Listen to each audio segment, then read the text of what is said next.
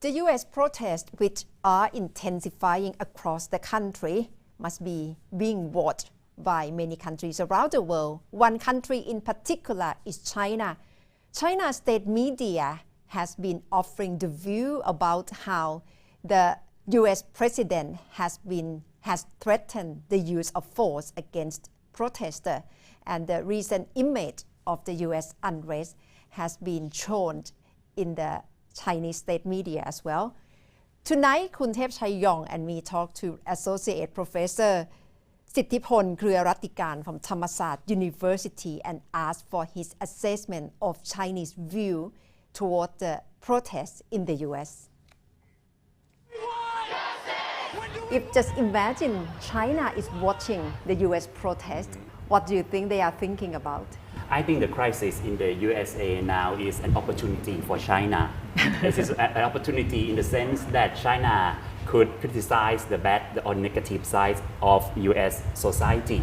The crisis in the US shows that in fact inside the American society there is still a loophole or negative side. This is an opportunity for China to criticize the US, to decrease the credibility of the US as a world leader. We all know that the relations between US and China have been very bumpy Yes. the past several months, especially after Trump blamed China for the coronavirus. How do you think what is going on in the state right now, the chaos, the riots, will have any further impact on the US-China relationship? In the time of domestic problem, political leader may wisely try to create national enemy. And one of the national enemy may be China. So maybe Trump or any political leaders may try to use China, creating or demonize China. And then using China as a tool to boost national morale or national support inside the US society. But on the other hand, do you think China would have felt relieved at this very juncture because of Hong Kong protests is being sidelined? Instead, the whole world is watching at US protests, not Hong Kong at the moment. So this is a good chance, maybe a good chance for China to initiate any harsh policy or harsh measure toward the Hong Kong people. You mean they may decide to use military force or stronger force to quell the protest? Yes, because Hong Kong issue is part of the grand project of the national of the Communist Party called national rejuvenation. That's right. And this rejuvenation could not be complete without reclaiming sovereignty over the lost island, including Hong Kong, Taiwan. Although Hong Kong already became part of China, but China is still unsuccessful in gaining political loyalty of the Hong Kong people. So this is a very important issue related to the legitimacy of Xi Jinping. So what would be the last straw for the Chinese authority to really use force to stop the protest? What do you think? China tried to avoid using forces against Hong Kong protesters, but China just want to use law for political gain for Chinese domestic society. My meaning is that China want to pass this law to show the Chinese people that the leader of the Communist Party is determined, is determined to solve the problem, or a kind of assertive or strong leadership to solve this problem. But to really use force against the Hong Kong protesters would create negative ramification. I don't think it is a wise choice for the Chinese leadership.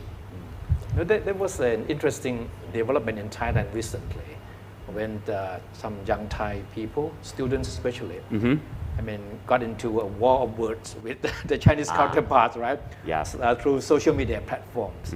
And of course, these Thais, mostly young people, they support openly independence for Hong Kong and Taiwan. I understand that you follow the development closely. So what was it all about? We have to understand that the so-called multi-alliance is a kind of accidental and ad hoc alliance, without any mastermind or the third party or the third country.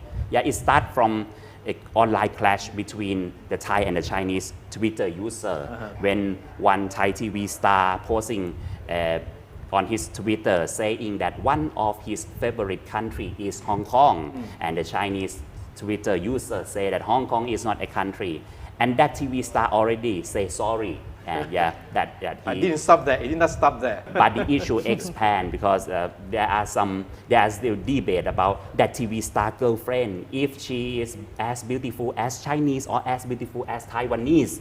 So the issue expand into war of words, and the Hong Kong and Taiwan Twitter user join the battles on Thai side. So it become milk tea alliance. Yes, we have milk tea alliance cartoon that. Who are these people? Who are these people involved in this alliance? Most of them are young generation of these three countries and territories.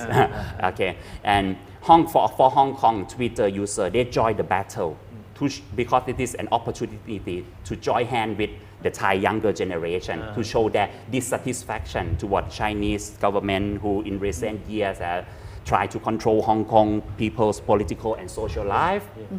Meanwhile, Taiwan Twitter user join it to show their dissatisfaction toward China, who always claim that Taiwan is part of the People's Republic of China.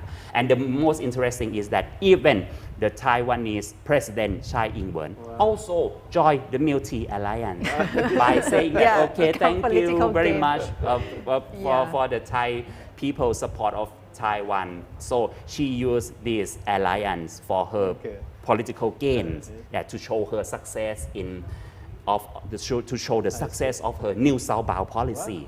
Yeah. So how do you think Chinese authorities think of this milk tea alliance?